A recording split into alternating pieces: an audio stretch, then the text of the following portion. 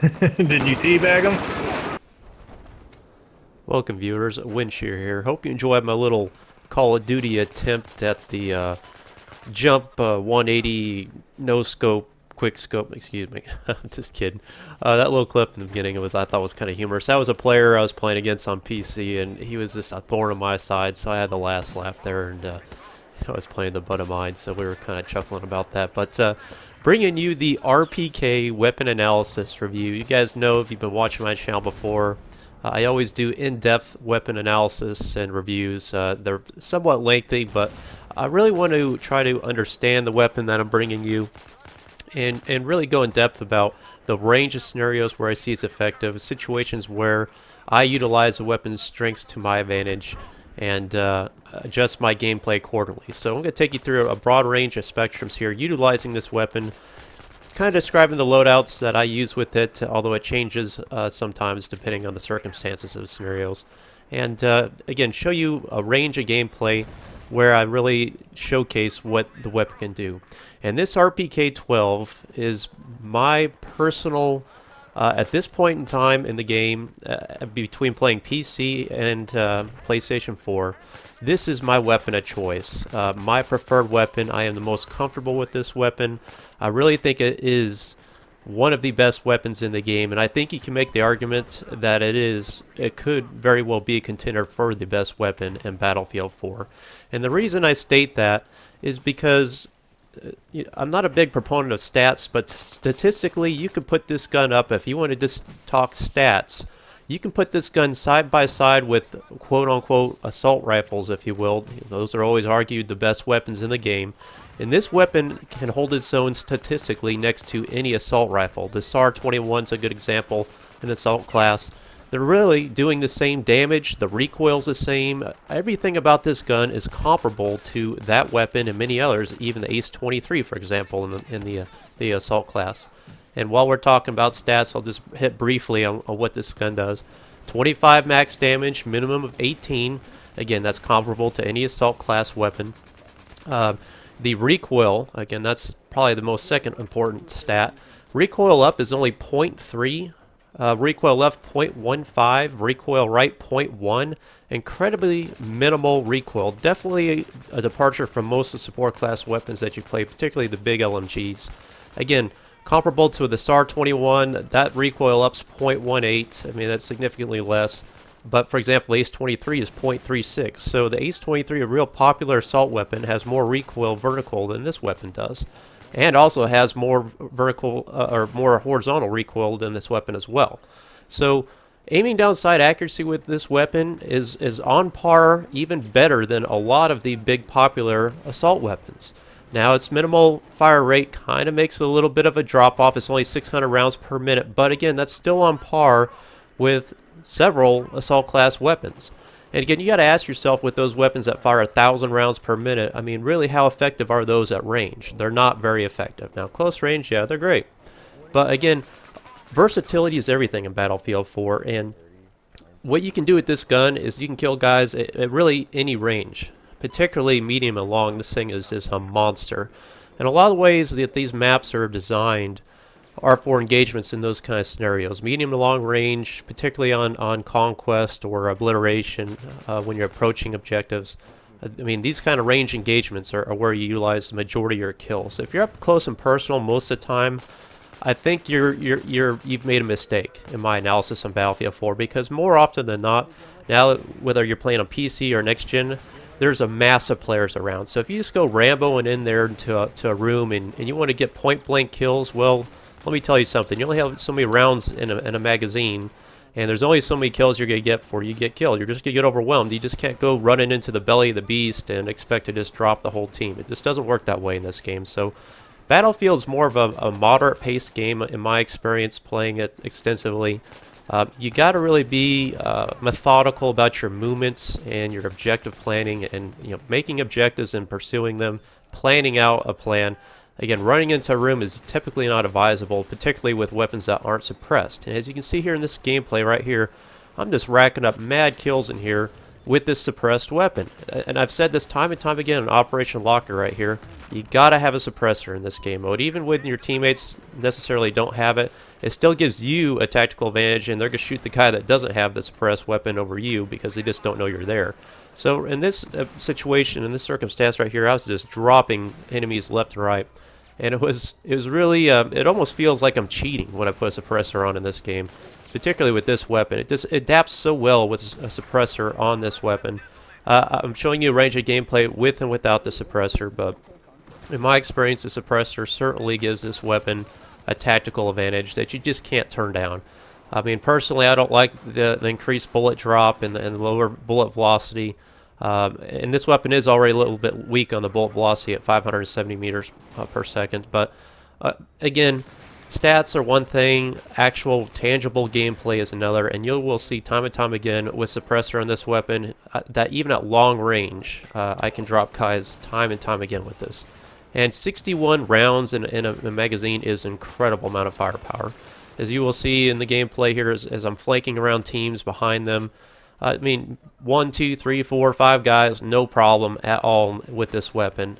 It will chew through them so quickly, and with the suppressor, again, most of the time people just don't have a clue that they're looking one direction. In the meantime, you're wiping up half the team one at a time, picking them off behind them, and just getting squad wipes left and right with this loadout. Now the XM25 Airburst, this is a this piece of equipment is, I can't say enough about it. I mean, the complement with this loadout with the RPK it's indistinguishable. I mean, you just cannot deny the effectiveness of the XM25 on the battlefield. I have gotten so many kills with this piece of equipment, and it complements this loadout. It's just like peanut butter and jelly, if you will. I mean, it just, anytime you're dishing out suppressive fire with the support class weapon, that enemy takes cover behind something. The ability to shoot behind or around corners, it makes you a force that you just cannot be challenged really on the battlefield on a head-to-head engagement. I mean, people try to take cover. That's what you do in this game if you don't have a tactical advantage. But a lot of times they don't expect you with this weapon to be able to drop to drop multiple enemies. You can see this guy here take cover around that corner. I'll lock onto the edge here, make sure I got the lock designation, pop out a few rounds, and there you go. I mean, I do this time and time again. It's the anti-sniper, anti-camping weapon. This piece of equipment alone is unbelievably effective on the battlefield. So you will see me time and time again pull that out.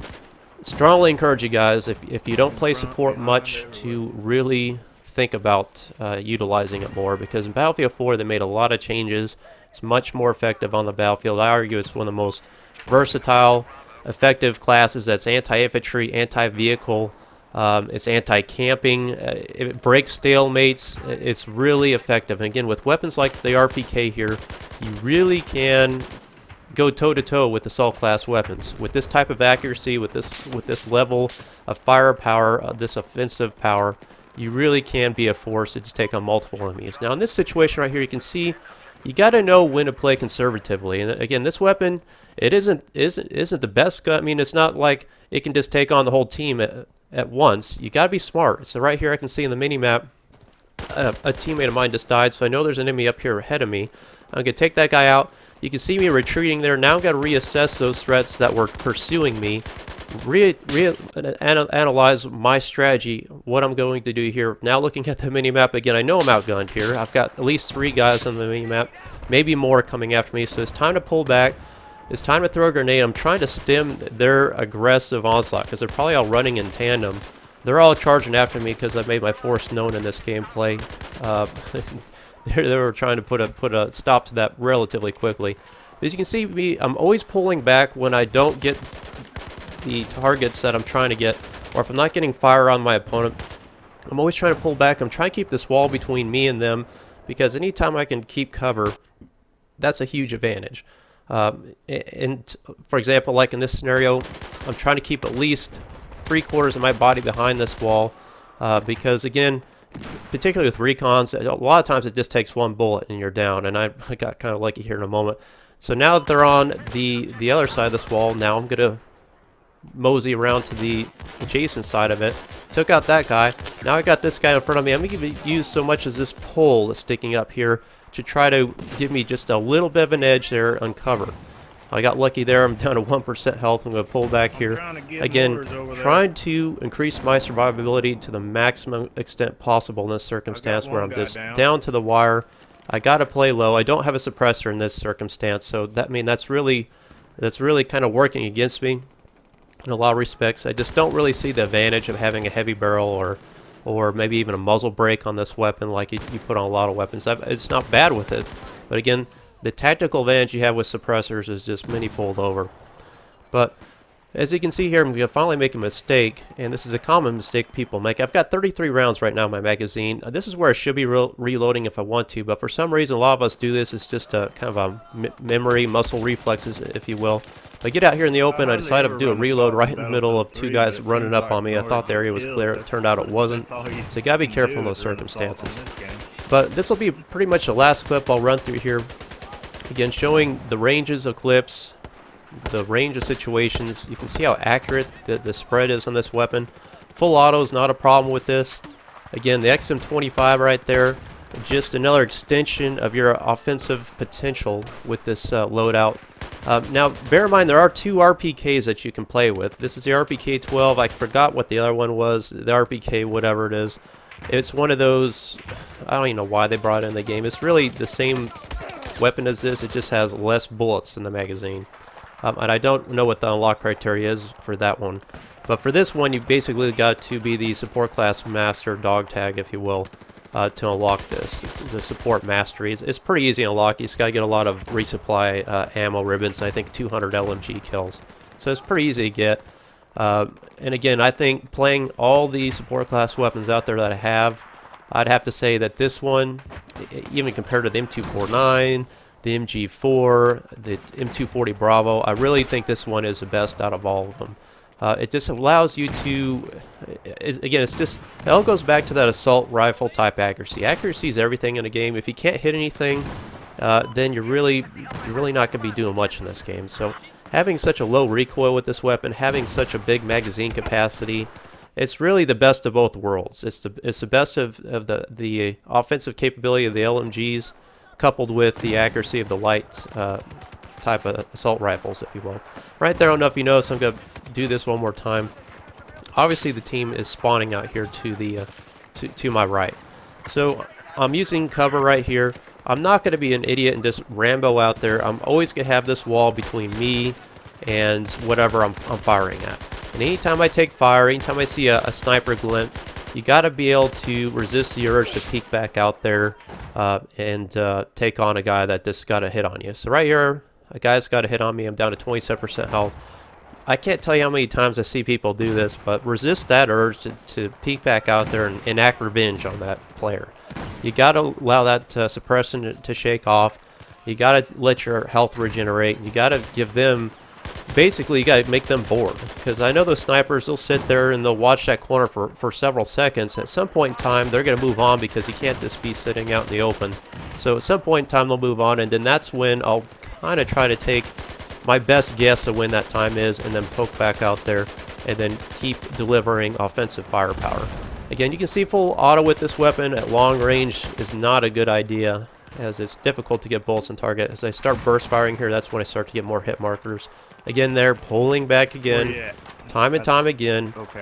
That's the only way you're going to stay alive in these types of situations, when you're up here by yourself facing multiple enemies. So I really strongly encourage this weapon. I think it's an excellent weapon. Definitely one of the best in the game. You really can't argue otherwise. Yeah, my initial thoughts on this weapon were I didn't like it, and so that's something you need to be aware of when you play a weapon in the game. At first, you may not like it, but the more you play with it, you begin to understand it, and then you realize, whoa, I was really wrong on this weapon.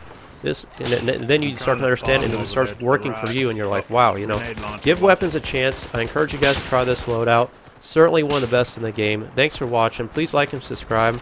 This is both PC and PS4 gameplay, if you guys noticed, and I'll have more gameplay to come. Thanks for watching.